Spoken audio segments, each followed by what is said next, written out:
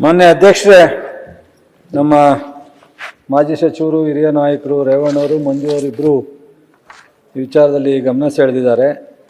ನನಗೆ ಒಂದು ಆಶ್ಚರ್ಯ, 94ರಿಂದ ಇಲ್ಲಿವರೆಗೂ ಸುದೀರ್ಘವಾಗಿ ನಮ್ಮ ರೇವಣ್ಣ ಸಾಹೇಬ್ರೆ ಅಲ್ಲಿ ಶಾಸಕರು, ಆಮೇಲೆ ಯಾವ ಸರ್ಕಾರ ಬಂದರೂ ಅವರೇ ಜಿಲ್ಲಾ ಉಸ್ತುವಾರಿ ಸಚಿವರು ಬೇರೆ, ಅದರಲ್ಲೇನು ನೋ ಡೌಟ್. ಈಗೇನಾರ ಸಣ್ಣ ಪುಟ್ಟ ಗೊತ್ತಿಲ್ಲ ಇನ್ವಾಲ್ವ್ ಆಗ್ತಾರೋ ಇಲ್ವೋ, ಇಲ್ಲಿವರೆಗೆ ಅಂತೆ ಒಪ್ತೀಯಲ್ಲಪ್ಪ. ಹಾಂ, ಅವರು ಒಪ್ಪಿದ್ರು, ಅವರ ಸಭಾನಾಯಕರು ಇಲ್ಲಿವರೆಗೆ ಸಚಿವರು. ಇದನ್ನು ಯಾಕೆ ಇಲ್ಲಿಗಂಟ ಬಿಟ್ಕೊಂಬಂದಿರೋ ಗೊತ್ತಿಲ್ಲ, ಸಚಿವರು ಇಲ್ಲ, ಅವ್ರ ಪರವಾಗಿ ನಾನು ಹೇಳ್ತಾ ಇದ್ದೀನಿ.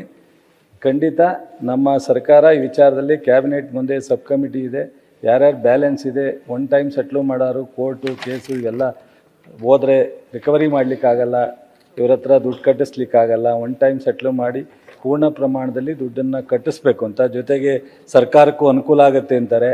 ಒಂದು ಸೆಟ್ಲ್ಮೆಂಟ್ ಮಾಡೋದಿಲ್ಲ, ನಾನು ಸುಮ್ಮನೆ ಸೆಟ್ಲ್ಮೆಂಟ್ ಮಾಡಕ್ ಹೋಗ್ಬೇಡಿ. ಹೇಳ್ತೀನಿ, ರಾಜ್ಯದಲ್ಲೆಲ್ಲ ಹೇಳಿದ್ರಲ್ಲ, ರಾಜ್ಯದಲ್ಲೆಲ್ಲ ಈ ತರ ಇದೆ.